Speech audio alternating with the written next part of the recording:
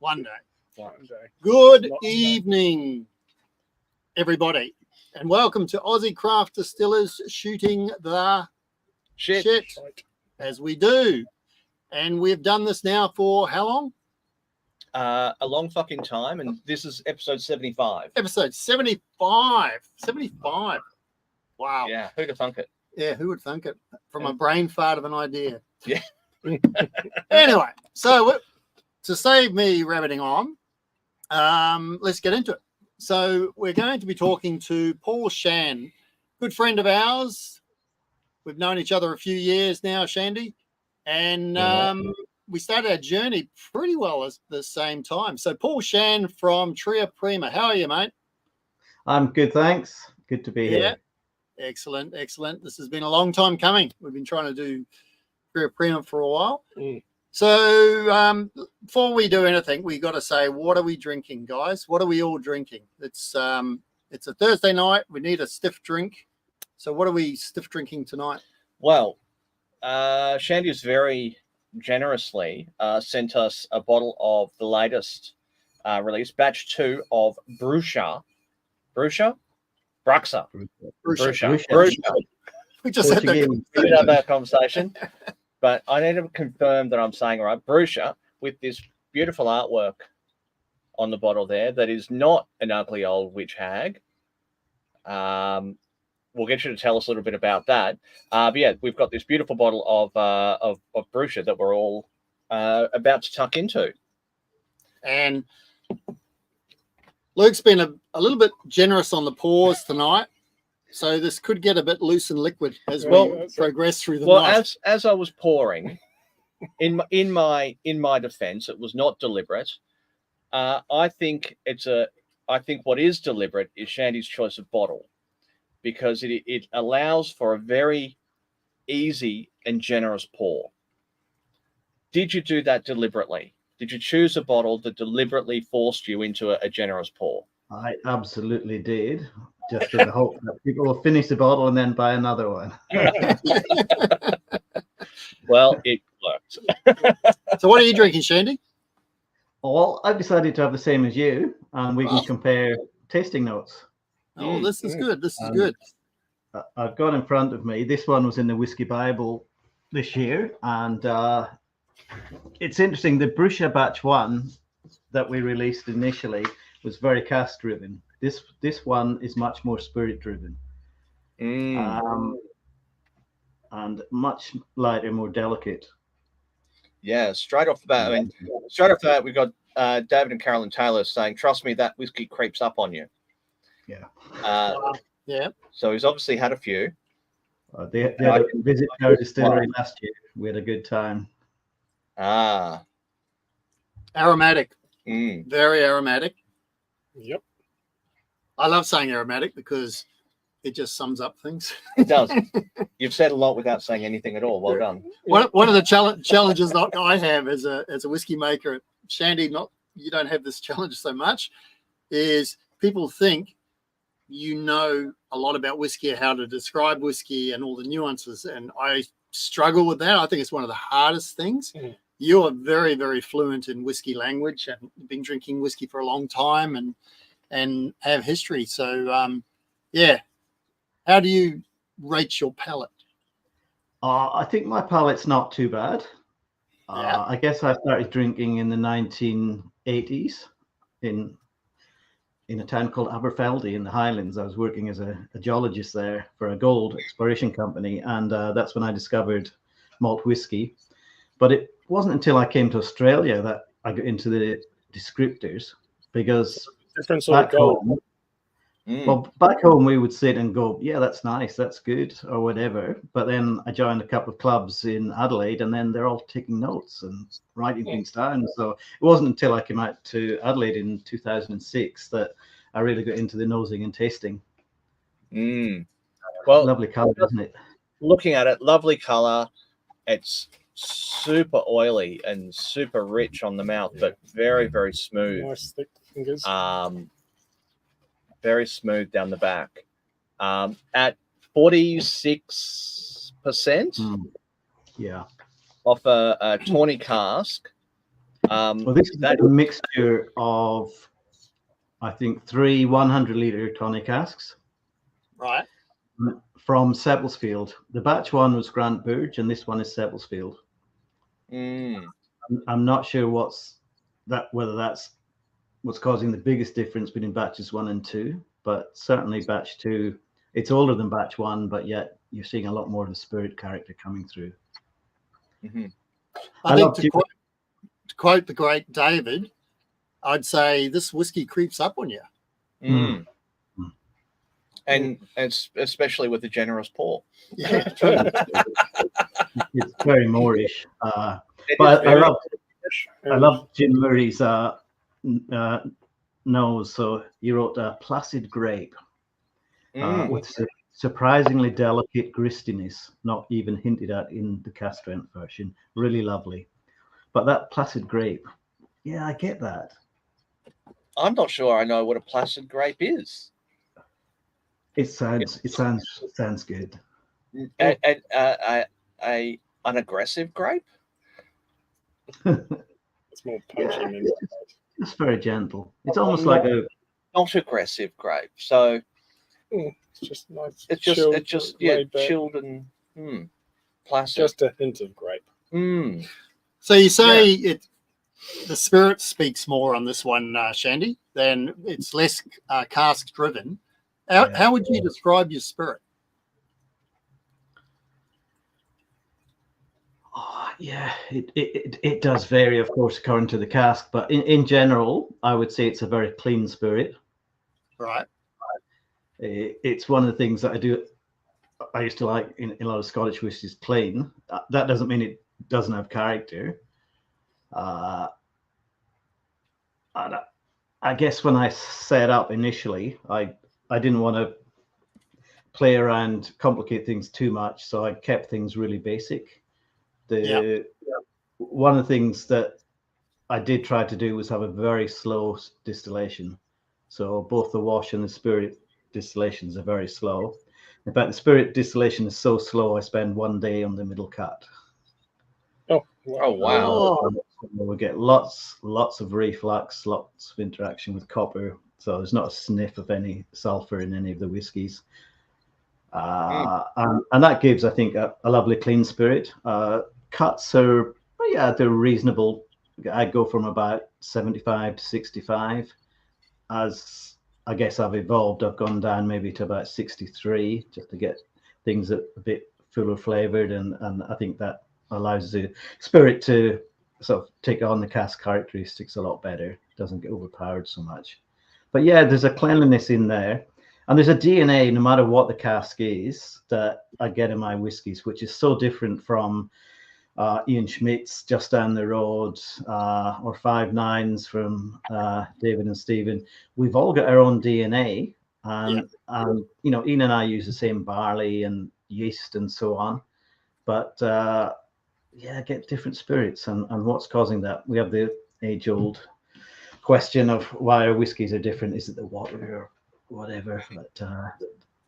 But with so many variables, just one little thing, what you do in your mash tun can carry on to give you something unique. But it's consistently unique. That's the thing. Right. I love you say that, Shandy, and I'll tell you why.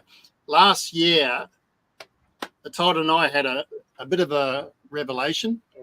Okay. So we were putting together I Am, which is now a signature for us at Craftworks. And we had a number of casks, 7 casks. And there was PX cask, there was Oloroso cask, there was Manzanella cask, there was Pork cask, and there was Shiraz seasoned cask. Lined them all up, tasted all the whiskies. And the DNA of Craftworks was in every single one of them. The nuances were from the barrel. Yeah. And to me, that just blew my mind, because it sort of told me that it's not all about the casks. It is, you got to have a good spirit to start with. And, if you have a shit spirit to start with, you're going to make shit whiskey. You may hide it with a barrel, but it'll still be shit. So, a lot of distilleries now talk about spirit. They the conversation's changed over the years. It was all about barrel, barrel, barrel. Now it's more and more conversation about the spirit, the quality of the spirit, and the DNA of the spirit. What do you think is driving that conversation change? Do you think it's the knowledge and understanding of the punter, or is it the confidence and experience of the distillers to now be able to talk about that? Where do you think that shift has happened? I'll comment, and then Shandy can comment. Yeah. I think it takes years to make whiskey, right? And so when you start, you really don't know what's going to happen. You've got an idea, right? But putting it into practice and making the product, it's years before you know. So if you're developing a style, it takes years. And for us, it was last year that we went, yes, the DNA is there. We understand that now. What's your take, Shandy? What do you think? Yeah, I agree. People talk about the cask being dominant, and I don't know what your view is. I reckon 50-60% cask for me is reasonable, but yeah, there's one thing. Okay, 50-60% is coming from the cask. 40 to 50% is coming from somewhere else, and we often just think, oh, that's the dominant one, but no, we got all these other aspects which are just as important. And if you put vodka in a cask, you're not going to get something that tastes 50-60% like whiskey, are you? It's going to be you got to have that base spirit there, and that base spirit's quite strong. I had a strange idea a few years ago, and I probably think it's a bit crazy, that a lot of people, when they first start drinking whiskey, I'd give them something, a sherry cask or a bourbon cask or something, and they go, "Yep, tastes like whiskey." And I said, "Don't you get the differences?" And not really. And then as they get on in their evolution of whiskey, then they start looking at the nuances. So I wonder if we as whiskey drinkers, initially we get the whiskey, but as we get more and more aware of the whiskey or more and more practiced, we forget about that whiskey taste and we just focus on the nuances. We're only looking for, is it the dried fruit from the sherry, the dryness, is it the fruitiness from a tawny? And in the same sense that when you get up in the morning and you put your trousers or your pants on, your legs are aware that they've got something against them, but then for the rest of the day you don't even think about it, you don't feel it. So your brain has a way of maybe just getting rid of the ordinary, and it looks for the extraordinary. Just an idea, but maybe it's a bit crazy. Well, no, I mean, it makes sense. So I guess in that sense there is or there has been an evolution in both distillers' ability to understand and appreciate their own product and describe their own product, and punters that have been along for the journey as well, being exposed to all these different whiskies from around the country and now and around the world, getting a better understanding of what's going on as well. Everyone's understanding the nuance a bit more. That makes sense? Yeah, no, definitely. More than what we have been in the past. I mean, in the past, it was you either had your smoky or you're not smoky. That was about as far as it went in terms of nuance and understanding and descriptor of whiskey. But now it's, what sort of barrel have we got? How is the spirit done? What is the ABV that it's coming out at? All those impactors are actually known quantities or understandable influences. There's also been a bit of a difference between the big boys in Scotland who are always chasing the alcohol and not necessarily flavour, and then us coming along and going, oh, there's actually more to it. And chasing flavours at every level as opposed to just at the barrel. And different flavours at that. Yeah, that's it. Yeah. So comment coming in from Ian. Hello. Must be a lot of trial and error in starting a new run spirit. Can you tell it's good before it's matured to whiskey? Yes. And go. Yes. And no. I would say you can have a decent idea. Yeah. When you get something off the still and you taste it, you in your mind you can get an idea of which way it's going to develop depending on the cask. But I'd say, but even some of that comes with practice. Oh, absolutely, absolutely, yeah. I mean, you were talking about cuts before, Shandy, and I don't know what you were like, but when I started, it was playing around with cuts, and I wanted to go deeper. And we ended up, we're generally 75 down to 60, chasing those heavier notes.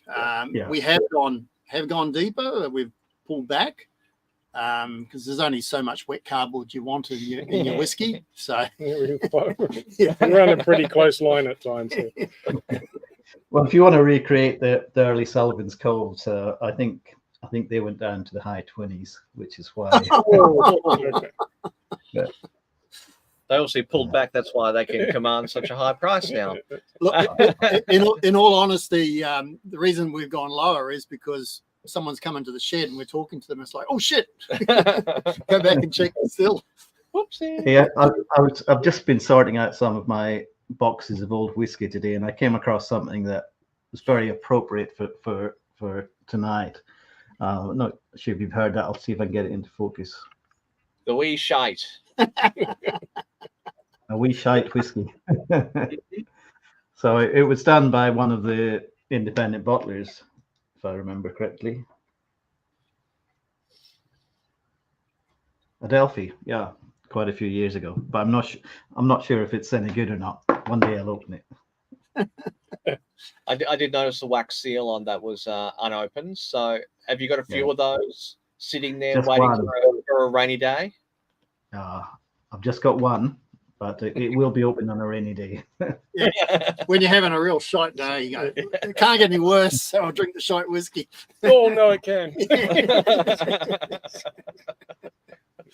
Since it's coming from Adelphi, I assume it's going to be a pretty good whiskey. And that's true. So let's talk about Tria Prima. Let's talk about when you first started. I'd love to hear, and I'm sure that the listeners would love to hear, why are you doing what you do? When did you start? And what were the challenges straight off the bat? Okay. Well, we probably started about the same time, Crafty, didn't we? And we met on the first distilling course in Tasmania. I remember that.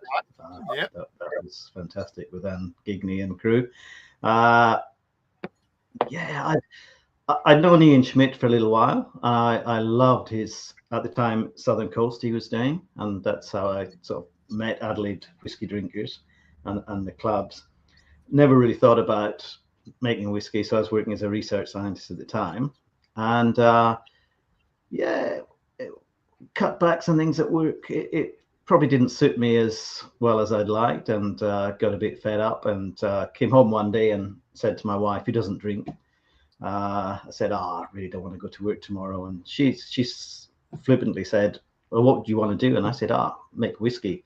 And she says, well, why don't you do it? That's a bit strange. So that the seed was set then. And after probably about another year, I decided that I really wanted to make whiskey. I'd gone down to Ian Schmidt's, helped him out with mashing a couple of days. And conceptually, that's the one I wasn't sure about. I thought I could understand the distillation and fermentation and so on, but the mashing process I had no concept of. And I came away from that thinking, hell, I can do that. I'm sure I could do that. And decided to make the plunge. Phoned up Burnsy in Griffith and said, a friend of Ian Schmidt's, and he recommended I talk to you about getting a still. And I wouldn't mind getting a 1,000 litre still. And he said, don't be silly, Shandy. He says, why don't you go for a bigger still? It's a lot easier. You can make a more volume. And that's one of the best pieces of advice that I got. Yeah. And I ordered a still and everything, started to get set up. I didn't really know how to make whiskey. I'd read a lot.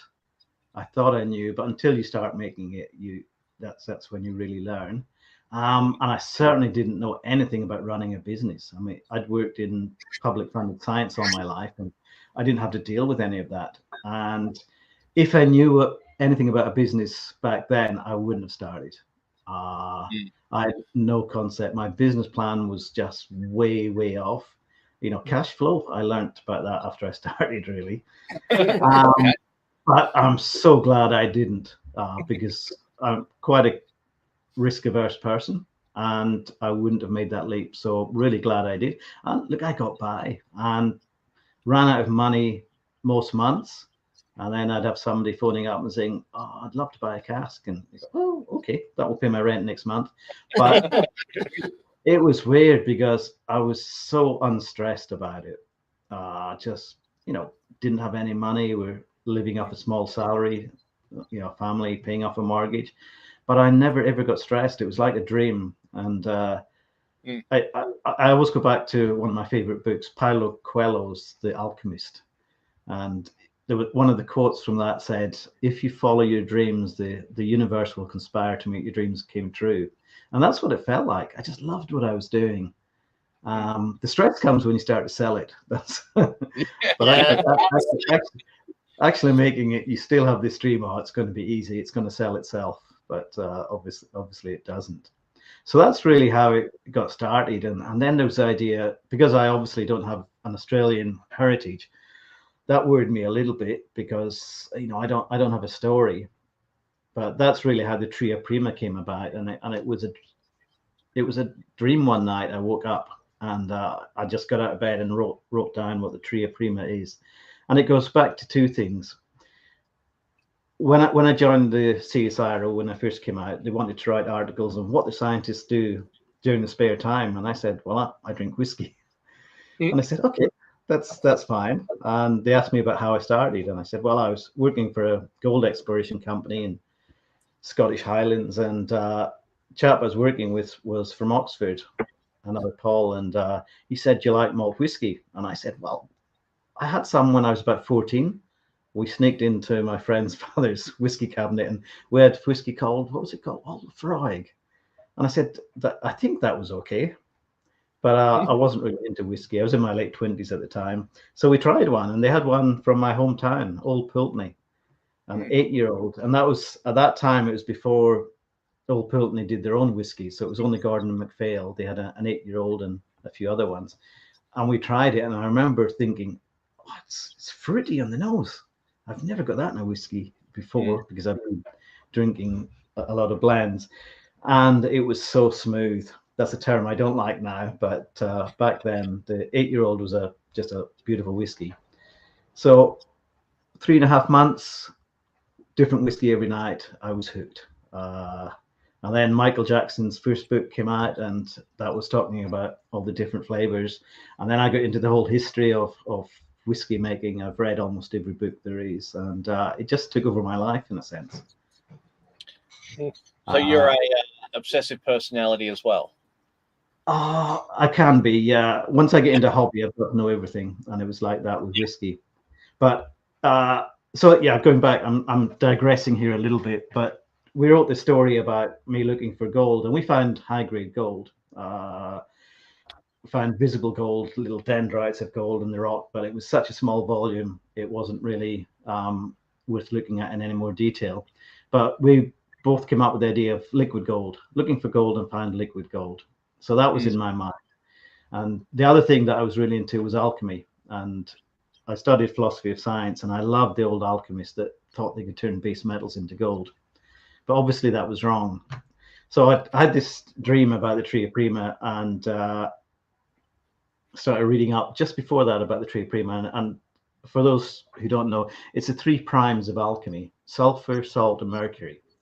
And the alchemists believed that if they could get these in the exact correct proportions, prepared in a certain way, they could make something called the Philosopher's Stone. And the Philosopher's Stone, there's 2 groups. One of them thought that it would give you eternal life. The other ones believed it would turn base metals into gold.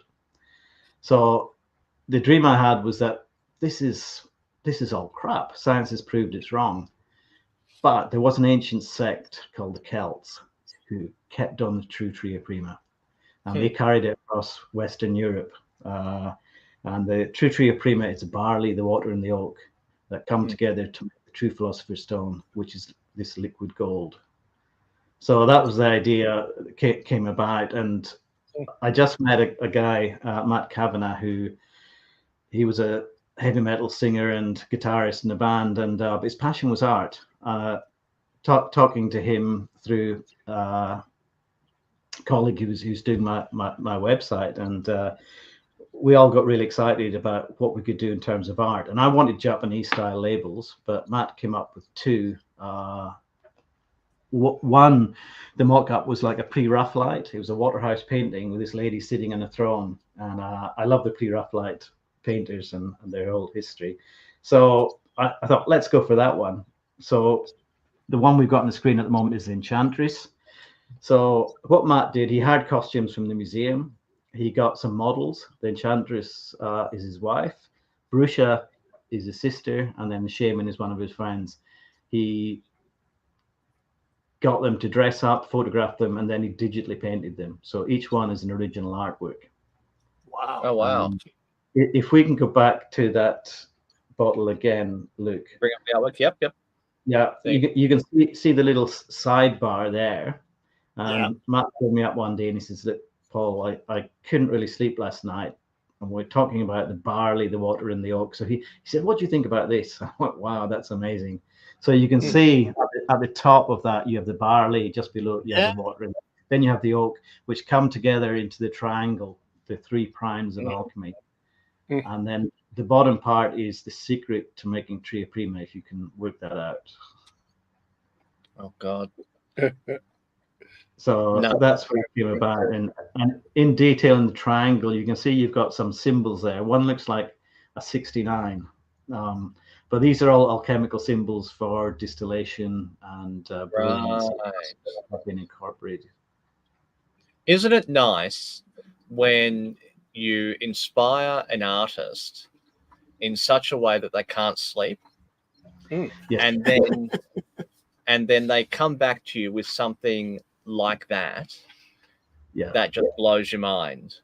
I love that, and certainly your branding, your labels, and the whole look and feel of everything is just gorgeous. It's the art of whiskey.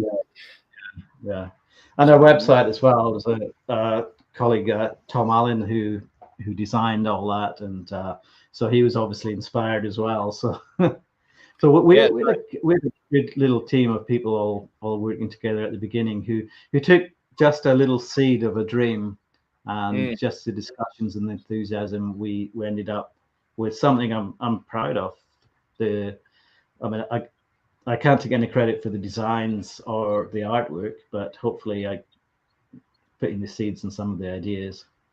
But we've got another artist now. Matt has changed now. He used to do a lot of work in the brewing industry as well, doing a lot of the cans. So he's sort of given that up for a little while, and we have another artist who's doing our next releases. So we have a red wine cask, which is the little the sample bottle I sent you, which you can try earlier. I'm not going to be able to see that. So we'll have the Warlock probably coming next week, and that's what the Warlock is going to be like. Oh, wow. That's hardcore. Yeah. Yeah, that's striking. Yeah, that's awesome.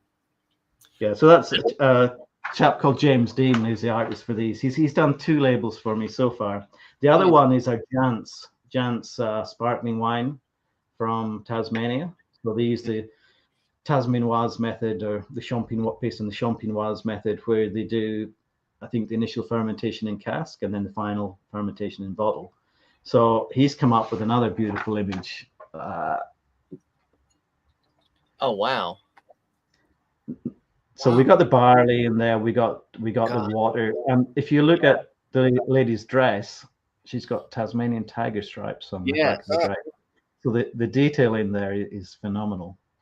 Wow. Tassie tiger does live. Pretty cool, eh? That's awesome. Gorgeous. Absolutely beautiful. And of course that beauty extends through to your lovely boxes, which are very striking in their own right. Even down to the paper wrapping that you put around the bottle inside the box. The whole thing is beautiful. Absolutely beautiful. Now, you said something just before that you don't like using the word smooth. It's why? It's like aromatic. It's too general. Too general. I think as you evolve in tasting whiskey, a lot of the time you start off smooth is good. It's drinkable. But then as you evolve, you just want something a bit more. You want a complex whiskey. You get into the idea of whiskey isn't about drinking. It's about having an experience. And you know, but if that experience causes you to not be able to swallow, then that's yeah. I wouldn't go that extreme.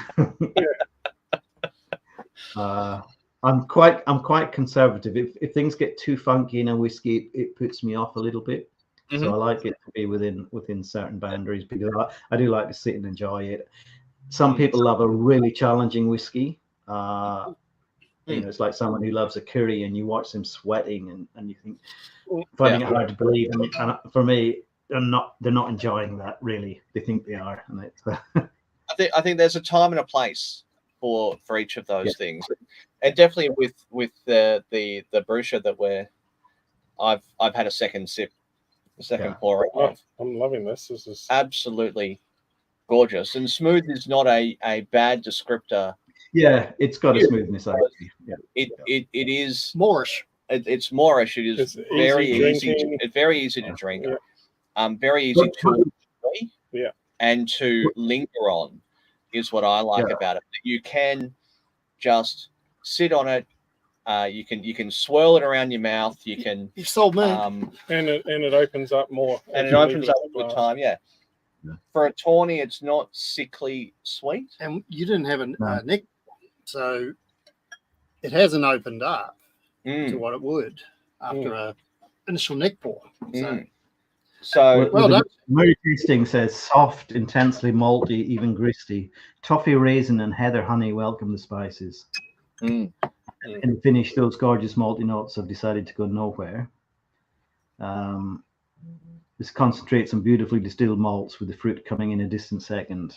Which, if you've had the batch one, you'll get that, because there the fruits were very much dominant and spirit was very much in the background. Yeah, right. So and certainly there's a big jump in Jim's score as well. So from batch one, he gave it 86.5, and then up to the 92.5 for batch two. Yeah, most people prefer batch one, because it's rich, it's velvety, it's Australian. It's really Australian. I know there's a trend. A lot of people now talking about, we want to see the malt, whatever that means, but maybe a trend towards more bourbon casks, which isn't a bad thing. I really love bourbon casks, but I'm just wondering if people are going to make a change going away from the smaller casks, will we in a few years be very nostalgic about these big rich whiskies? I hope not. I hope people still produce them, because I've got to ask the question. So you rock up at Ian Smitty's. Yeah. And you got your new release and you put it down in front of him. Does he go, yeah, it's good, but it's not as good as mine? Or does he go, absolutely. You know Ian very well. He's Ian and I, we started something a few years ago of going around to each other's houses, and we'd sit there and we'd say, okay, which hemisphere, which country, and it helped us a lot to improve our palates, and we got it down to a T. We could pick up Australian whiskey anytime, but we'd always take the mickey out of each other, and we'd give each other our own whiskeys as blind and so on. So I'm not saying I take what he says with a pinch of salt, but but I know he winds me up sometimes, and vice versa. But no, he's been very complimentary about my whiskies. Again, saying they're not as good as his, of course, but he's been going a lot longer than me. But I love my style of whiskey, and he loves his style, and we enjoy them together. So I think he's really surprised that that I made it this far. Because when I first started, I didn't have a clue. And Ian was thankfully on the end of a phone all the time. Every time I phoned him up, and he was very patient with me. So I wouldn't have got. We've all got a mentor, and he was the guy that kept me on my toes. And he'd sometimes phone me up and say, "Have you done this yet? Have you done that?" So that was great. When it came to the production, he sort of left me to my own, but he shared all of his knowledge with me, and you know, that I'm forever grateful to him for that. I mean, have you had the opportunity to now be a mentor yourself to somebody else? Yeah, look, I have a lot of people visiting. A lot of young people come, and I always say to them, because they're surprised that I'm very open. But I don't care. Even if they go and do what I do somewhere else, it's going to be a different whiskey. But because I'm a bit older now, and you know, in a few years' time, I'll have moved on to retirement. I don't really care. So I share everything. The yeast I use, they come up and watch. And I've had a lot of people, you know, going on, and they're now going to be starting their own distillery. And I just love doing that. I love sharing it. And they become good friends, absolutely great friends. So it's good. And we all need to do that. There's no room in this market for secrets. I don't think you can have one or two, but I think divulging your secrets isn't really going to help someone, because if you've got a great whiskey, they're not going to match it. And really, they're going to want to do their own thing anyway. Yeah. Look, a lot of them are doing strange things, like using like lots of different grains and things. I mean, who'd be crazy to do that? What I say to people nowadays, you know, they come in and they want to ask questions, and that's fine. You know, you're transparent. Is say, have you got a couple of $1 million in your back pocket? Absolutely. Because that's what you need. And if you haven't, think seriously about what you're going to do. Yeah. The landscape's I think when you and I started crafting, it was probably a little bit easier. I think with all the sort of the health and safety and things that are going to be coming, it's just going to be a bit more expensive getting everything sorted out, and you have to do it a lot more properly. I mean, I'm not saying we were gung ho. We took everything very, very seriously, and we did things properly, and we take care. But now things are going to be changing, and it's going to be quite hard.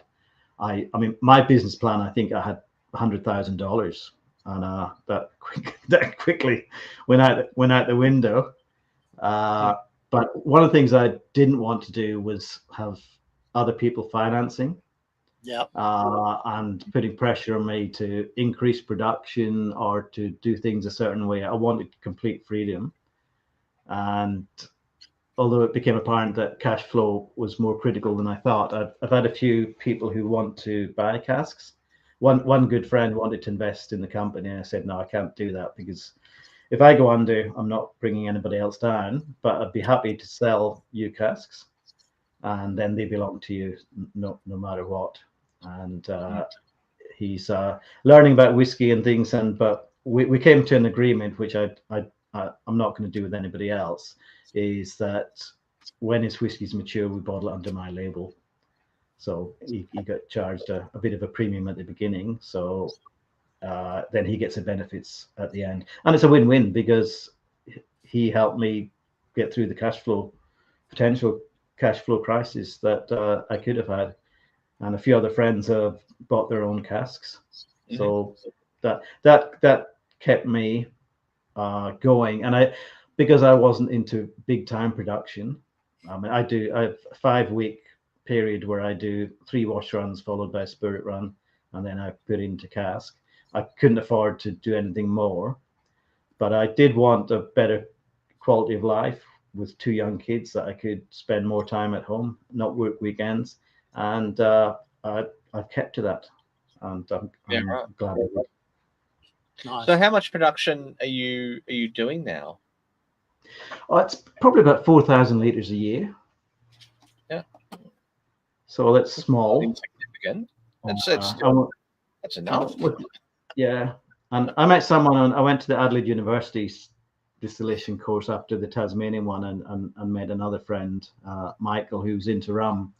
and he was thinking about doing his own distillery. So asked if he could maybe do some rum with me, and we agreed that rather than change money, that I'd keep half the rum, and that's worked out. So we've done 3 batches now of rum, and it's pretty good. Our first stuff's over 2 years old now, and it's nice. Right. So you've gone. Are you guys getting into the red wine cask? I'm just giving my glass a bit of a clean out. I just love to see. So this is the Warlock, the label you liked. I'd love to see what you think. Yeah, that's an awesome label. It's a fantastic label. I can't do as generous pour with this. Holy hell! Look at that color as it comes out. It's got a red tinge to it. A red tinge. I think that's a bit of an understatement. So it's a red wine cask. What's the actual cask? I'm not sure. I got given 3 casks very early on when I didn't really know much about cask management. So I decided just to refill them, and I forgot to take the ABV of the new make. So I quickly took a sample out of the cask after 20 minutes. After 20 minutes, it was pink. Yeah, I've done that.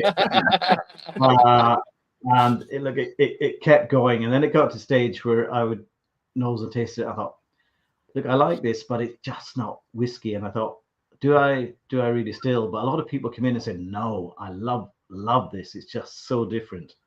I get tin strawberry. Yeah, strawberries and wine. Yeah, strawberries and wine. Yeah. So it was a wet fill cask, was it, Shandy?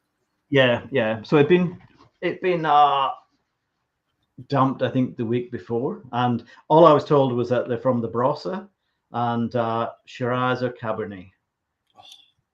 I mean, yeah, strawberry stands out on the palate as well. Strawberry and wine. Yeah. That's beautiful. So I decided to. Some traditional whiskey drinkers have come up and went, nah, it's not for me. So that worried me a little bit. But one, I like it, but I don't like it enough to have 1,000 bottles of it. So but it's one of those nice, interesting ones that are doing something a little bit different. I don't quite know how to describe it. It's got a meatiness to it. But from the nose, it sort of goes. If I'm looking at it on a plane, it goes across and then dips. Yeah. And then it comes back again. There's a follow up to it. That is. It's the only one of my whiskies. It's hard to get the DNA of Tria Prima. Yeah. Well, I'm getting strawberry. That I get. And wine notes, definitely red wine notes. But on the taste, it's a lot of butteriness there. Like I was going to say a meatiness. There's umami. Yeah, there's a lot of umami. Yeah, absolutely. There's umami notes, absolutely. It is like Cabernet. A very good butterscotch. And again, very, very long legs, very oily, very rich. Very Australian, would you say? Yeah, I think so. It's pretty unique. I mean, I've had some red wine cask, but nothing as extreme as this. No, I'll tell you something really interesting. When we go to some of the whiskey shows, they want you to have a cocktail, and I'm not really a cocktail person, but we got given by mistake some, was it soda, lime, and ouzo. And we add that to this whiskey, and it just really brings out the fruity notes in here. And it's just, I found my cocktail that's completely unique. So if you get the chance to try this later on with the ouzo. So aniseed. Yeah. Would be great. Yeah, right. Wow. No, I'm not. It's UZO. I'm not. Yuzu. Why? Right. Yuzu, the Japanese citrus. Yeah, Japanese citrus. Yeah. I was thinking ouzo, and I was going, whoa. So it's a citrus that really works with this. Yeah, absolutely. Yeah. No, that would work. Damn, I want some yuzu now. I had a visit recently from one of the bars in Adelaide, and all the staff came up, and the manager of the bar said, if someone came into my bar and said, I want a whiskey with soda lime and ouzo, then I'd have told them where to go. But he said, this is amazing. Yeah, wow. Introducing them to something new. Yeah. So we just to skip back a little bit, back to your days doing your sciencey stuff. Ian Bruce has come in saying, does whiskey help scientists think out the box? Remember my first taste of taking slide dram out of my parents' 80s sideboard with a fold-out bar.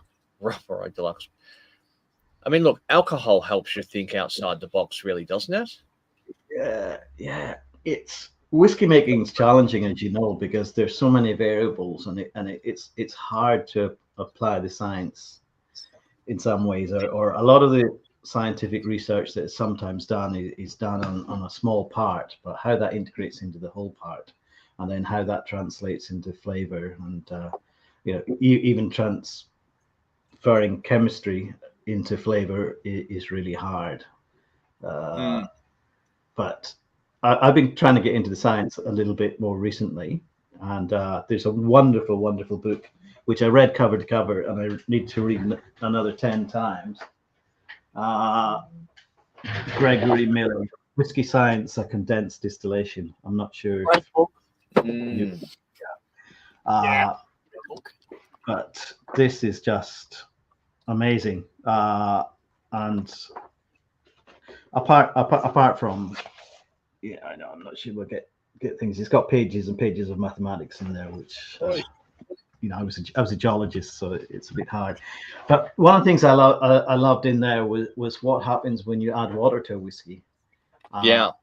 How adding water to whiskey can change the whole structure of the liquid, and that was fascinating. I guess realizing that if you have a very dilute whiskey, then my understanding is that the alcohol gets surrounded by water molecules, and therefore the activity or the effective concentration is relatively low. Now, if you jump to higher alcoholic strength whiskey, then there's less water around. So a lot of the ethanol is complexing with a lot of things like esters and so on. You have all these weak bonds. And then when you add the water, then the water displaces these and they get released. And that changes the whole structure of the whiskey, and it allows the activity of these other things then to increase. And then if the activity increases in the liquid, it's going to increase in the vapor above. And then you're starting to release all these components. But it can affect, for example, I think it affects heavier esters much more than lighter esters. So you can change the whole aroma of a whiskey simply by adding water to it. That to me is fascinating. You can have components in there which are below the olfactory threshold at high strength. And then when you add water, then they become above it. And that's something I want to know more about. I'd love to speak to the scientists doing research on whiskey. I mean, my science was inorganic chemistry, environmental science, and geochemistry. Well, there's no crossover. Sorry? There's no crossover there? Oh, methodology maybe, but knowledge. When I was a student, I hated organic chemistry because there's so many different names that you have to remember, and so many functional groups. And now I'm thinking, I wish I'd studied a little bit harder instead of thinking so much. But amazing subject, and it just makes me feel so small when I read books like this and think there's so much to learn, and I'm just so old. So to that end, have you looked into or played much with different yeasts in your experimentation? It's going back to when I started. The more I chatted to people, the more I realized that many things, that yeast in particular, a lot of people have opinions, but it's hard to get hard facts and knowledge. And even the people who produce the yeast say that it's complex. If you add one yeast with another yeast, what is really happening? So I decided that because I was ignorant of many things in whiskey, that I'd start off like a young football team. Let's get the basics right before I do anything. And I know a lot of people felt they had enough experience or knowledge that they could do a lot of unusual things. I thought, I'm just going to keep this really, really basic. So I just use ale or Pilsner malt. And I started to use SAF M1 yeast. But there was still something digging at me saying, I'd like to use an ale yeast, and specifically a Belgian ale yeast, just because I love esters in whiskey and I want to get more esters in whiskey. So I started off doing some co-inoculation, but I didn't find too much difference when I added I was using T58, SAF T58. Wondered whether there was much competition. So what I decided to do, I do 3 wash runs to every spirit run. For 2 of them, I'll use M1, and for the 3rd one, I'll use T58. Get the wash run done, and then they all get mixed together. So I'm getting the benefits of both yeasts. And that's really how far I've got. I've got pretty limited knowledge of yeast. I'm probably at the stage now that I'd probably like to start doing things a little bit differently, because I think I know what I'm doing with making whiskey and what the outcomes are. You know, it would be good. One of the things that I did do, not by accident, by necessity, was I couldn't afford a chiller at the beginning, so I let my yeast just do their own thing. And I remember a distiller in South Australia saying to me, he says, "Paul, can you believe it? Some people are fermenting at 28 degrees." I said, yes, they are. Mine's 36 degrees. So I felt a bit small. But there is an optimum for getting ester development. And I think it's probably about the 30-degree mark. So I wanted to get more esters, and I haven't changed. I can afford a chiller now, but I'm just letting it go naturally. And I remember chatting to a Scottish distiller, and I was told him what I was doing, and he said, "Yeah, that's pretty well standard practice in Scotland." I says, "But the heat we have out there, you know, it's over 30 degrees in the fermentation." And he said, "Yeah, it's the same in Scotland. You know, we have big fermentation vessels. It gets to that. So it just depends what you want to get out of your fermentation." So I've kept it relatively simple. Haven't changed too much, but I love the estery spirit I'm getting out. It works for my palate, and because I'm on my own, I can make whiskey for myself in a sense. Absolutely. So the process that you're using there of doing the three fermentations with the 2 different yeasts, 2 with 1 yeast, and then a 3rd fermentation with another yeast. I haven't heard. We've spoken to a number of people, and I haven't heard anybody else mention that specifically as the process that they're using for using different yeasts. Generally, I think people just throw them all in together, don't they? The challenge when you co-pitch is which one's going to be dominant. You mentioned M1, which is a distiller's yeast. Yep. And the way I describe it is that's a warrior, right? It comes in, it's got a job to do. It knows what it's got to do. So if you're co-pitching it with another yeast, is the M1, is the distiller's yeast just dominating, and the other yeast is not having a chance to, do its thing. As you said, Shandy, there's a lot of opinions, but there's no real evidence, is there? You just got to try things yourself. And what you're doing, I've done the same. I use the same yeast actually. Right. Okay. Distiller's yeast and T58. Yep. So Belgium yeast. Are you doing different? I co-pitch. You co-pitch, but right? That's purely because I go away for 5 days and come back. Yeah. Long ferments. It presents problems, doesn't it? In the sense of you got some really high temperatures where you are in summer. So do you shut down production in summer? Or and that's why I decided to go with the rum. So we've just, in fact, finished a batch of rum. The last few weeks doing that. We didn't do anything during the hot spell, but I'd done my shoulder in, so I wasn't doing much anyway. But we've had a pretty mild summer this year, so it's been okay. But not normally December, January, I'll stop production and then catch up on everything else. The caterpillar just fell from the ceiling. At least it wasn't a great big spider that's hanging over you. No, there's no spider. Speaking of spiders, I'll tell you a little story. So for those that don't know, where Craftworks is a place called Capity, and I live in a caravan out there for a few days a week and come back to Sydney. And I guess it's a caravan. There's some yeast in that thing. It's some special yeast in there. After 6 years, it's falling apart, but that's another story. Anyway, I don't like spiders. I don't like creepy crawlies or whatever. And anything with little legs, isn't it? Right? Exactly. And Andrea, my wife, she handles all that side of things, right?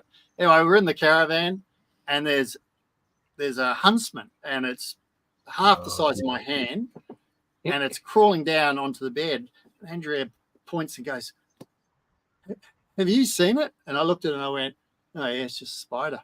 I just went, "Yeah, whatever." I got bigger issues in my life. So to get taken out by a huntsman. However, last time you came over, you also brought over a sample of not here to fornicate with arachnids. Yeah, that was an independent bottle. No, it wasn't an independent bottle. No, it was ours. It was a release. So a club in Sydney wanted to do a release. So it was a split barrel, and they came up with a name. We're not here to fornicate with spiders. So not here to fornicate with arachnids. Oh, we're not here to fornicate with arachnids. Yeah. So if you see that bottle, posh than that. Yeah, okay. If you see that bottle around, there's not a lot, but if you see the bottle, that's what it's about. Oh, okay. A couple more questions have come in. Again, from Ian. Recently read something. The research shows it's not just warm climates like Australia and Texas for influencing maturation, but wide variations in temperature changes. Maybe the same on yeast. I mean, that's add one more thing to that, and I'd say barometric pressure, which comes with the wide range of temperature. Yeah, it's not just temperature; know. It's pressure. Yeah. Which certainly we've discussed before with the likes of Edge of the World, Warbs Harbour, and even Willing up in Darwin. Yep.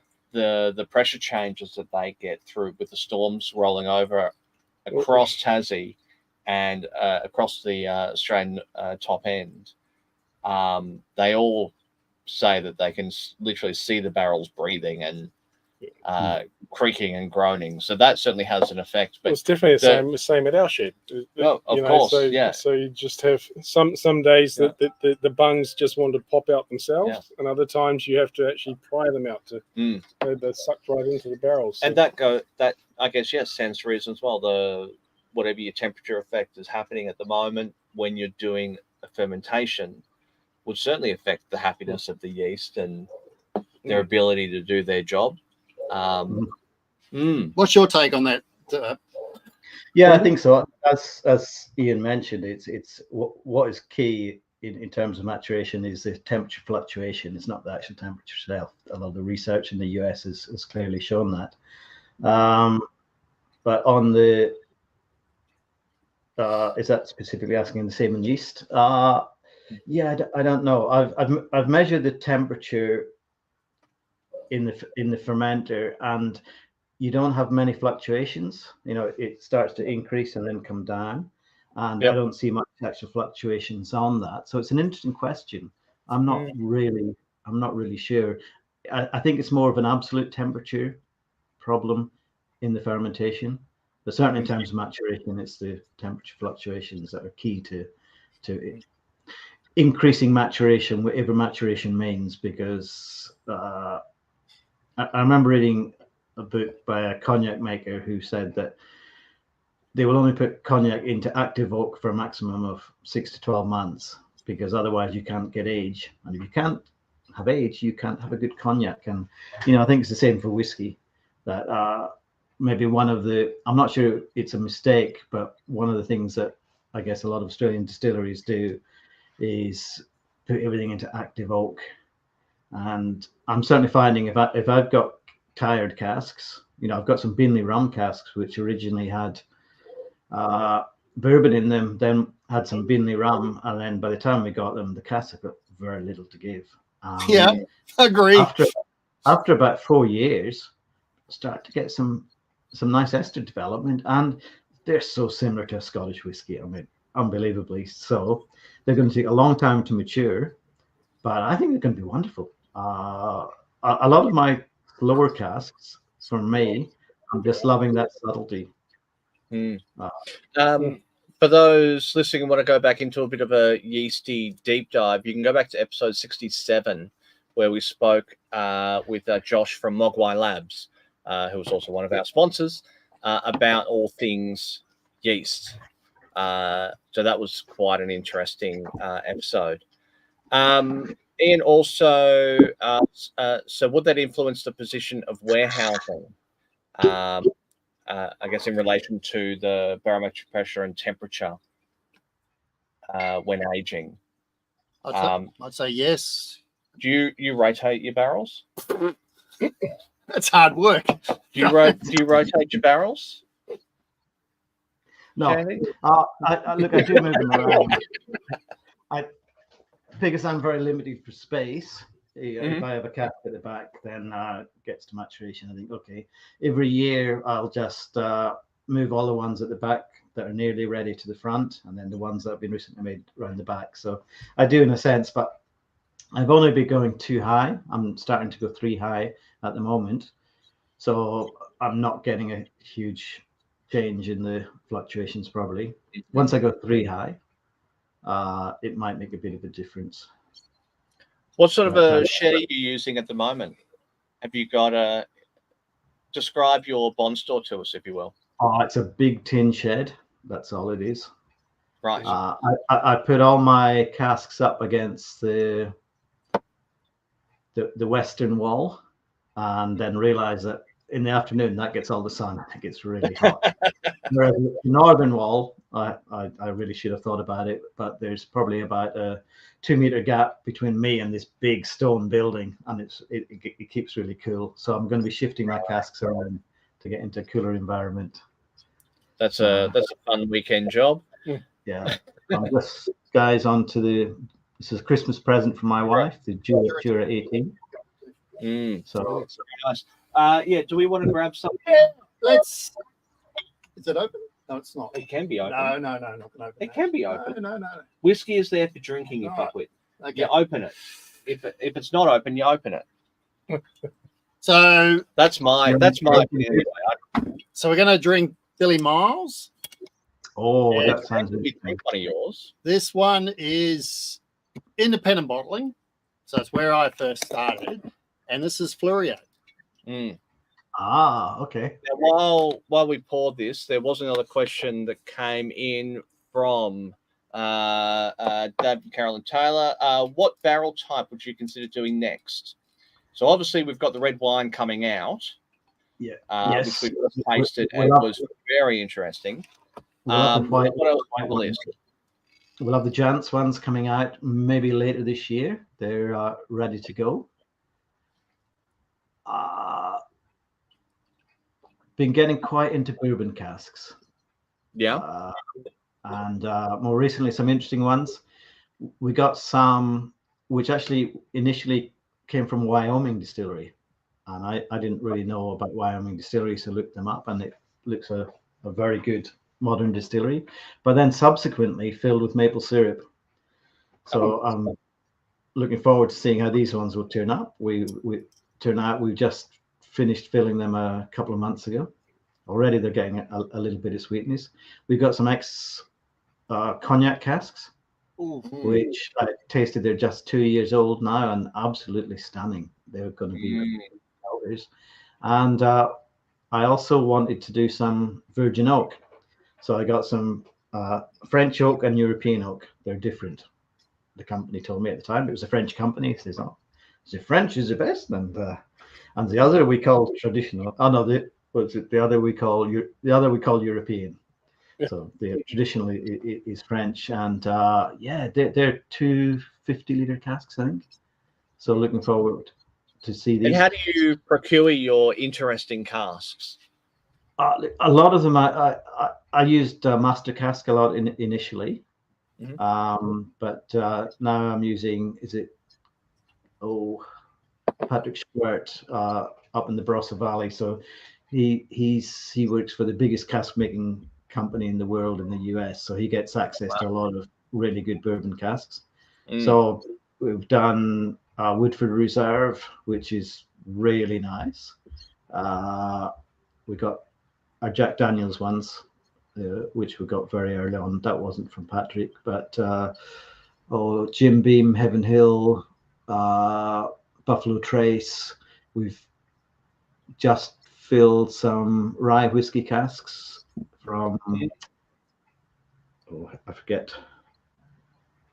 But yeah, so looking at a lot of different bourbon casks coming in. Would you consider doing your own rye? No, I'm too old, and I know I've got some colleagues who are doing rye whiskey, and they know what they're doing. Too hard work for me. But these guys are doing Some Point Distillery. They've made all their own equipment. Yeah, Some Point, of course. Yeah, we had an episode with Some Point. We did. They're good guys. That was back episode 58. Yeah, we spoke to the boys from Some Point, and they were, I mean, they're characters, the two of them. Aaron two wonderful guys. Two wonderful guys, absolutely. Yeah. We had the pleasure of meeting them in person. Aaron anyway, at the Whiskey on the Murray down at Corowa. Yeah, Corowa, yeah, that's right. Had a great time with him last year. We were around at Aaron's a few weeks ago, and they brought out the karaoke machine. My brother was visiting from Scotland. Shit. Oh, that was a fun night. Speaking of rye, sorry, I was just going to say, speaking of rye, it'd be miss of us not to mention this, but the World Whiskey Awards have come out today, I believe, and there's a few great mentions in there, but one in particular I'd like to comment on is Best Australian Rye goes to Backwoods in Victoria. So Liam Bree, well done, guys, well done, fantastic, congratulations. And I think Smitty jagged a gong, didn't he? I believe. Okay. Yeah, I think he jagged a gong for something as well. Hellier's Road did very well. Hellier's Road, and it's my own personal opinion. It's great to see Hellier's Road do so well, because for whatever reason, unfortunately, many years ago, Hellier's Road had a bit of a reputation, and there was a story around stainless steel stills and all that, and it took them a long time to convince people that no, they were making good whiskey. Well, the proof is in the pudding. They're making great whiskey, and they got age on their whiskey too. Absolutely. Amber Lane picked up. I'm just bringing them all up now, so you don't have to remember them all off the top of your head. Because, it's a bit of a struggle. You're just making it up. I'm just making it. I hear Craftworks was just phenomenal. That's it. Even though we didn't enter. Honourable mention of someone who should have entered. Yeah. They should have. It's expensive though. You got to have a bit of money to be able to enter. And that's the reason, Shandy. That's exactly it. But they should have an award for those who wanted to but just couldn't afford to. So for icons of the rest of the world, we've got craft producer Callington Mill. Yeah, Callington Mill picked up pretty big. Yeah, that's great. Obviously Sullivan's Cove. They picked up. They picked up for brand innovator Sullivan's Cove. Highly commended went to Milk and Honey. So Sullivan's Cove beat out Milk and Honey there, which was awesome. Going down the list, sales team, Sullivan's Cove.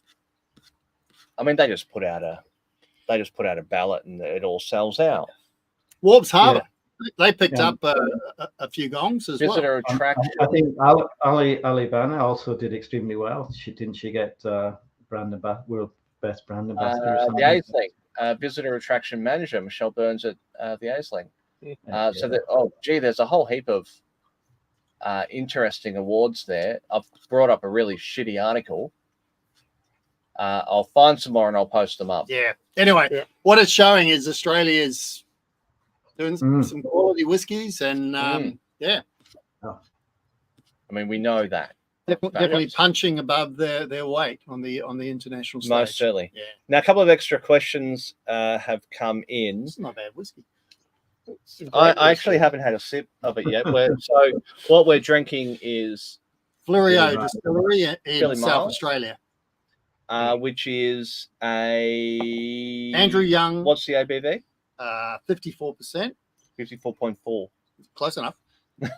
Andrew Young Super Cask. Shiraz Sherry seasoned, and it's 5 years plus. This one.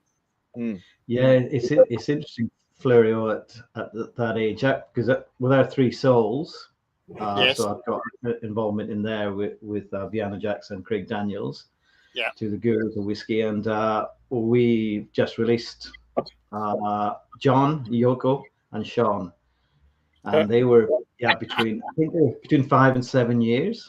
Yeah. So it was fascinating how well the whiskey, I think, in my opinion, coped well with the oak to that age, and they're wonderful whiskies. And I think we put them into the Australian Distilled Spirits Awards, and we got 2 golds and silver. So the judges like them as well, so that's good. Very good.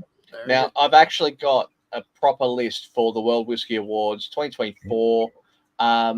Backwards with their rye.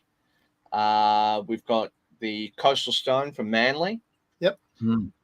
Eden Folklore. I haven't heard of Eden Distillery. There's a project for you, Todd. Yeah, Todd, you're on it. Helios Road picked up a couple there for the American Oak 16 years and American Oak 21 year. And the Dark Harmony, and the Voyager cask as well. So Helios Road did very well with 1, 2, 3, 4 gongs there. Hillwood down in Tassie, 60.5% peated sherry cask, 150. In Iniquity. Ready? So what did he pick up? It doesn't say exactly what it was. What's the Talamara, is it? Or Talamara, at least. Talamara. Single malt, 12-year. Well, hold on. You'll have to ring him after. He probably doesn't realise. Mark picked up a couple of fresh IPA cask and Symphony No. 1, which Symphony No. 1 as a Australian blend, I think is doing wonderful things. Yeah, it's nice. It's a blend. Symphony No. 1 is a blend. Yeah. Okay. Yeah. Yep. And very, very good. And affordable. Yeah. As well. Transportation got up there as well. Absolutely. We had when do we have transportation on? They were 64 or something like that. 64. Episode 64 was transportation. Way to go, Johnny. Sullivan's Cove, American Oak, second, TDO 452 was their release. The Gospel, transportation, Warbs Harbour for the Warbs Original, which is a cracking whiskey, and Whippersnapper for their rye. Oh, okay. That's good. Quite a spread. Yeah. Quite a spread across Australia. So that's it. It's not all limited or all Tassie origin. There's a good spread around the country, which is really good to see. That's wonderful. Yeah. So Tasmania, there are other places making whiskey in Australia. Another couple of questions for you that have come in.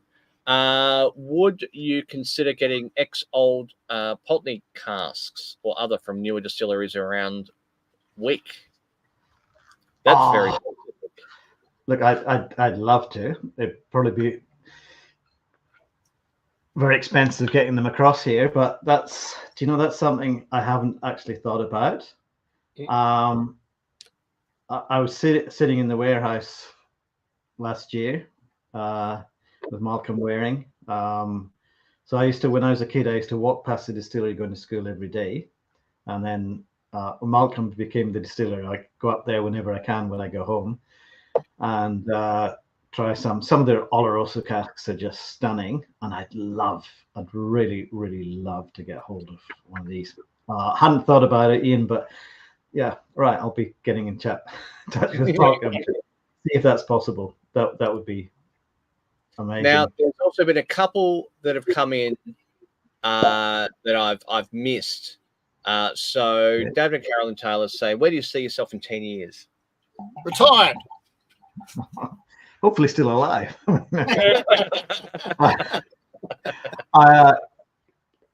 I guess, look, I'm 63 this year. I'm thinking I'd decided I would retire at 65. I'm not going to. But if I had to give up production, that I'd be happy with that. I'm getting a little bit old and stiff now, but I'd really love to carry on releasing some of the casks. I mean, I've got some Pedro Jimenez and Oloroso casks from Spain. I've got lots of 300-liter casks, which are going to take a little bit of time, but these things aren't going to be ready for quite a few years. So hopefully I'll be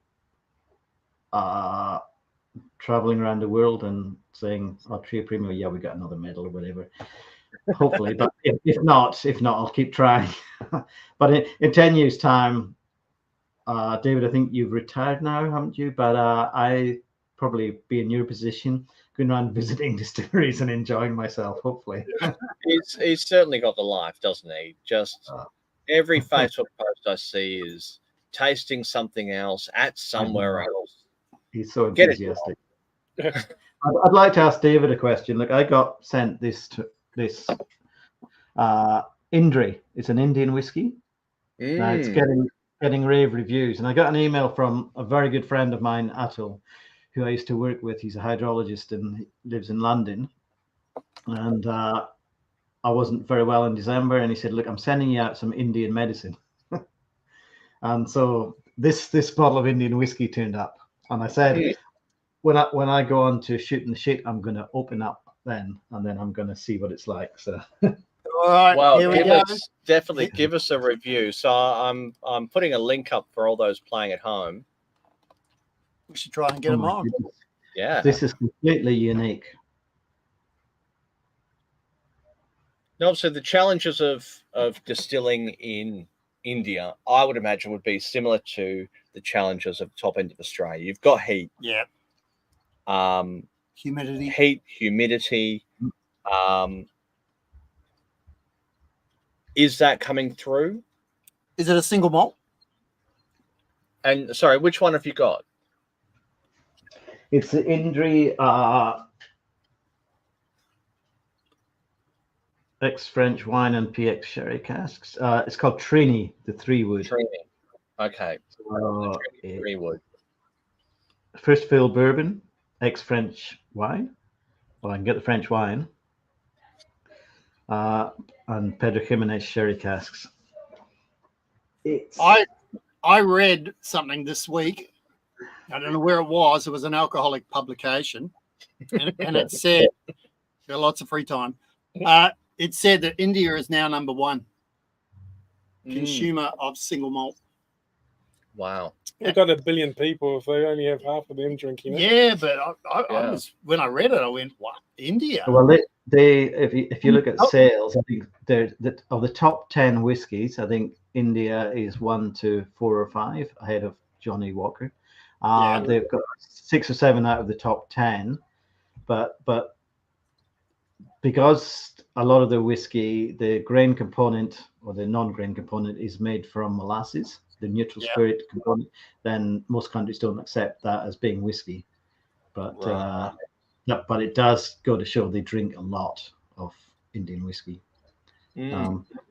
This one it's like my first Mizunara cask. There's something unique in there, and for me, it's like a flower that violets or something. It violates what? Violets. Parma violets. I like to use Parma violets. I don't know what they are, but it just works here like Purple Heart candies. it's completely unique, but it's lovely, beautiful. So they say they use traditional Indian 6-row barley. Yeah, it's rich. Cultivated using old indigenous practices and rely on organic and sustainable methods. Yield may be smaller, but it lends to a fruity and floral distinctive taste. Okay. Cracking website too they got.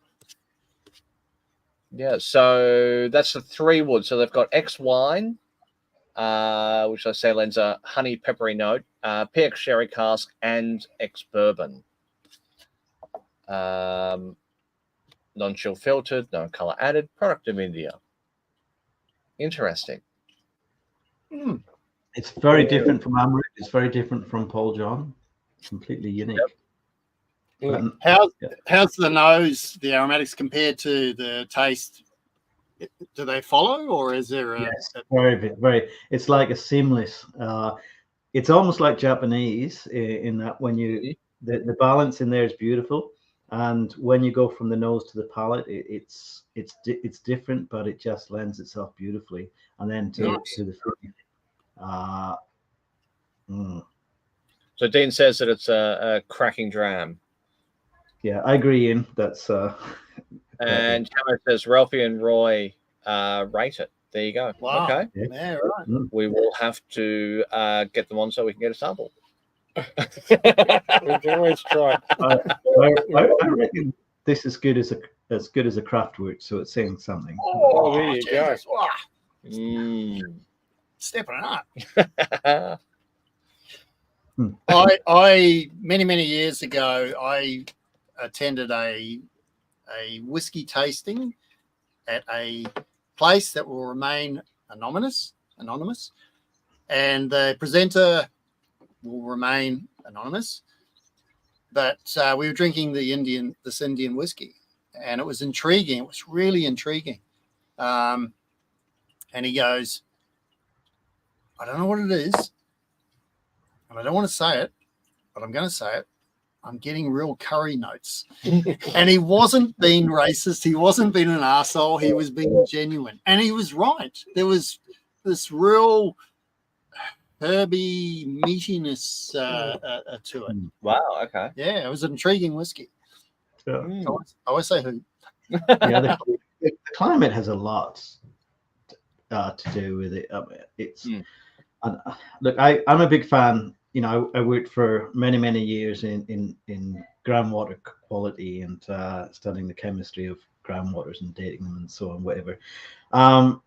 But for me, the water was really important. And a few years ago, Craig Daniels asked me to give a presentation when I talked to him, saying I thought it was important on geology and whiskey in Scotland. So I said, yeah, I'll do that. And then as time got near, I thought, oh my God, I know nothing about this topic. But what I decided to do was look at the geology of every distillery. And I'd studied a lot of waters in Scotland and Wales and mapping out the chemistry of waters based on geology, because the water, as Pliny the Elder once said, the water takes on the characteristics of the rocks through which it passes. And that's not only in terms of hard water, soft water, but all the different minerals in there. And but what got me onto that was I'd had a few Speyside whiskies, and I thought, these are not I don't know, they were smooth. And they were smooth to the degree that they reminded me much more of Glenmorangie than most Speysides. And it was things like Linkwood was one of them, I remember. And I started to look at the geology of the area around where Linkwood's made. And it's old red sandstone, Devonian sandstone, the same as Glenmorangie and all the way up Caithness into Orkney. They all have the same geology, and it's sandstones and mudstones, and there's a lot of calcium carbonate. So the water is probably going to be reasonably hard, in contrast to Speyside. So that gave me the idea that, okay, the water may be important. And a lot of the research has shown that, you know, what people say water is not important. I read a scientific paper to say it's not important, and I can prove that by saying that some people actually add chemicals to the water, so the water is not important, which to me said, yes, the water is important. But the hard water, soft water thing for me, I think is quite unique in a sense. I think hard water gives a gentler spirit. That's my feeling. You know, Glenmorangie, you know, they got very tall stills and you know, massive amounts of reflux and so on. But for me, the water is important. And you talk to any brewer, a brewer will tell you the water is important. You know, the pH, the alkalinity, especially, the degree of hardness is really important. So I'm still convinced that that's one of the factors that people just cast aside because water is tasteless, but water isn't tasteless. They haven't tasted Adelaide water then. Yeah, exactly. Is that Mark Rainier's next challenge? So now that he's proven terroir and barley, Mark Rainier from Waterford, over in Ireland, he's got white papers at his wazoo on terroir and barley. Will his next challenge be terroir and water? If you talk about water, Shandy, what about filtration? What does I don't filter my water. I don't do anything to it. Up in the Adelaide Hills, it's probably better. I used to, for my mashing water, I'd use my still, but regardless, you're heating the water up anyway. So the biggest problem is probably chlorine. Yeah. So you get rid of that. But you know, I spent a lot of time. I was studying mineral waters around the world, and we studied them in Russia. I did a lot of work in Eastern Russia studying mineral waters, and they have mineral waters there that actually really, really taste. They can taste metallic if they're rich in iron and manganese, high in fluoride, and you have a few waters in front of you. You don't have to be a connoisseur to work out that these are all different. But I never understood why people were buying what they called mineral waters, which was almost pure water out of a supermarket and paying a fortune for. So I always just get a simple filter, Brita filter or whatever, and that's all you need. But I didn't want to start removing things when I didn't understand the need to do that. You know, do I want to filter out calcium, magnesium? These things might be important in terms of the mashing process because my scientific understanding isn't enough. I thought I'm just going to go ahead with tap water, do nothing to it, and then see how my new mixed spirit comes out. New mixed spirit was fine, so I just don't do anything, and I don't want to change anything now because I'm happy. Well, what you've got, it seems to be working for you. So if it ain't broke, don't fix it. That's certainly where I'd be. I'd be interested to see whether, I mean, it would be a very expensive process to truck in a fuck ton of water from all different places and try doing different distillates, different mashes and different distillates using the same grain bill on the same still with different water sources. I think that could be a really interesting, it'd be a fascinating experiment. Yeah. Commercially unviable. Yep. But there are stories. I think there were 3 distilleries in Scotland that changed their water. And I know one of them, and I can't remember which one it was, whether it was Glenglassaugh or not, I'm not sure. But they changed from, I think, spring water because it was a little bit short to mains water. And then they just didn't like the new make. So they went back to what it was. So that's saying something. That was the only thing that was changed. And whether it's valid or not, I'm not sure. But certainly a lot of Scottish distillers say that the water is important. They don't want to change that. Well, look, it must be important. Every distillery in the country tries to use a local water, a naturally sourced local water. So it must make some difference to the end product. Well, I think it's like you can have 2 different waters and they'll both make great whiskey.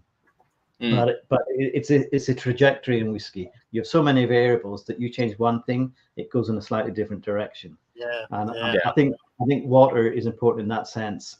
You don't need a certain type of water to make a good whiskey. All waters will.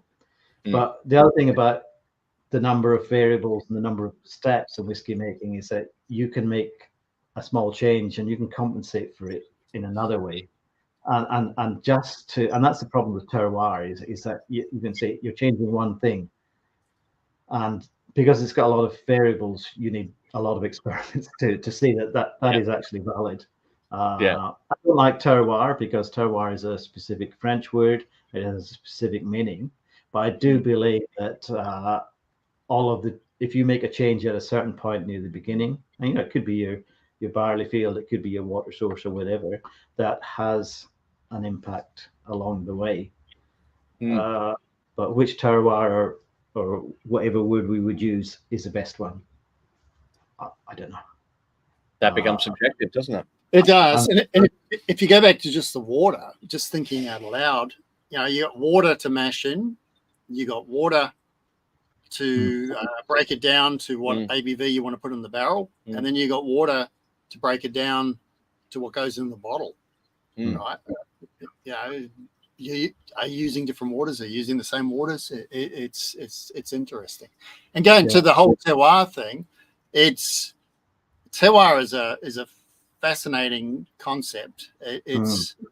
And if you take the likes of Waterford and what they're doing and just going deep dive into it and trying to establish is barley and where it's grown and its environment having a direct impact on flavour is a very subjective thing. And you need a lot of supporting independent evidence. And the likes of Waterford and others, and Brook Laddie, they went the same way, are investing in that. They want to determine, yes, it does terroir is a thing. It has an impact. But where you make a product, that's your terroir as well. Yeah. Indeed. Particularly if you're not cooling your ferments, you're open top fermenting or whatever, how your barrels are matured, and that's your terroir. Now, and as I'm gonna murder this pronunciation. Brendan. Chicaron? Just say Brendan. Chicaron? Just say Brendan. Cicero, I don't. I can't pronounce it. The waters are already here, a bit costly. So Evian, Fiji, there's a number of examples of different waters that, yes, do taste differently. There we go. Yeah. Brendan, thank you. Didn't help me pronounce the name of Cicerone. Fuck. It's a bit hard to do in typing, isn't it? It is a bit hard to do, and it's a bit hard to do after these generous pours. CIC. Talking about water, one of the things that I do is when I'm watering down, or when I take it out of cask to water down, I don't use tap water for that. So I just go out and buy these 10-litre tubs of Adelaide Hills water, so spring water. Right.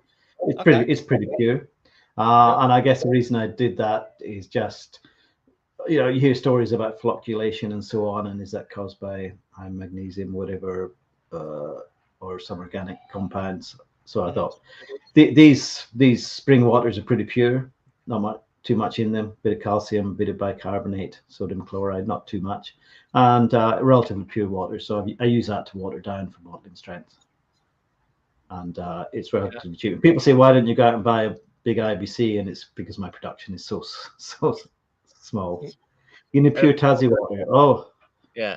David comes in with you need pure Tassie water. Here we go. Everything's pure in Tassie. There is something about the water in Tassie. I mean, no, it's only about Tassie. Something about if it's Tassie, it's pure. Yeah. I mean, look, you knock a girl off a pier and in the Tassie water, and something magical happens. I don't understand it. I think David's going to drive up with a lot of Tassie water and. Thanks, David. That's your job. You've got a task now. Thank you. Well, look, we've kept you for an hour and a half, and we do very much appreciate you spending the evening with us. Thank you again for the gorgeous sample of the It's lovely, and I will thoroughly enjoy finishing that off. We did also finish off your new release. That's entirely gone. There's not even a dribble left in that one. The Warlock is the Warlock. So when's that coming out? When can we expect? I picked the labels up Monday morning. And so they'll probably be released either next week or the week after, both in our traditional range, which is 700 ml, 46%. But I'm also doing some at cask strength. Right. So it's about 60% at 500 ml bottles, called our Rebus range. But we're also releasing Shaman Batch 2, which is just full of vanilla. It's amazing. It's a whiskey for bourbon drinkers, I think.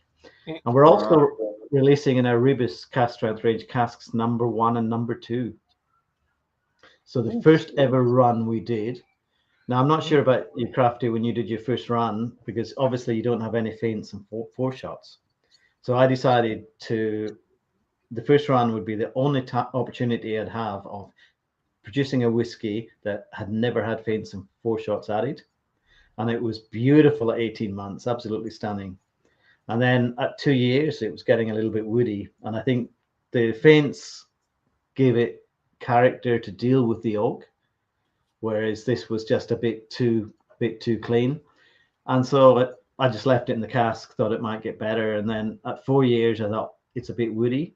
Took it out, left it in stainless steel for over a year.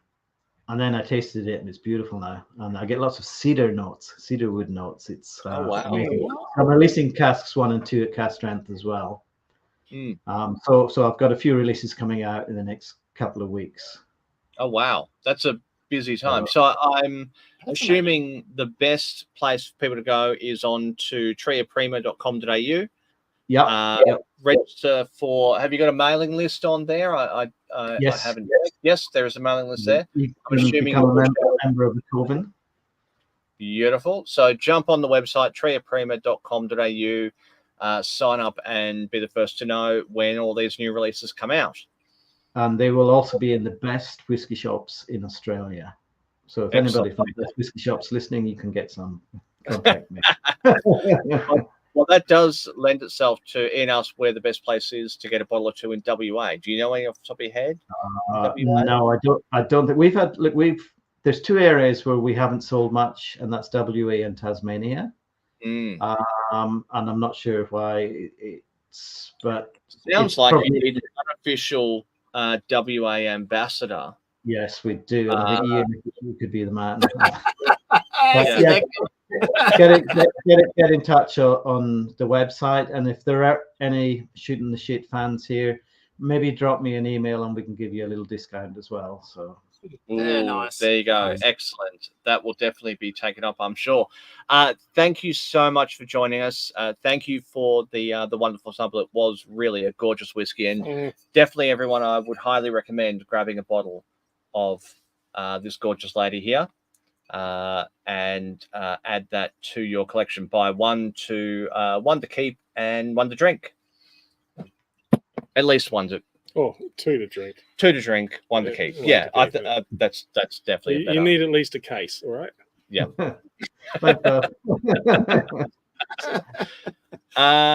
Thank you all for joining us.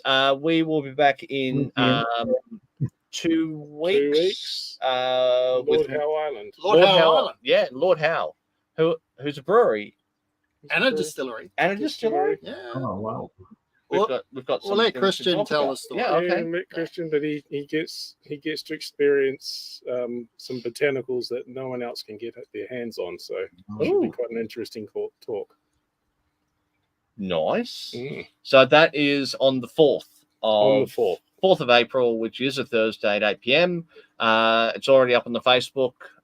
Hit attending, and then you'll get notified. Yeah. Cool. All right, everyone. Thank you all for joining us, and we'll see you in a couple of weeks again. Shandy, thank you so much. Don't go away, Shandy. Don't go away. Yeah. So we'll talk about all the guests and their idiotic questions once we finish. So, no. Thanks everyone for joining us. It's been a hoot. Cheers. Thank you all. And we're out. See you. Sponsors.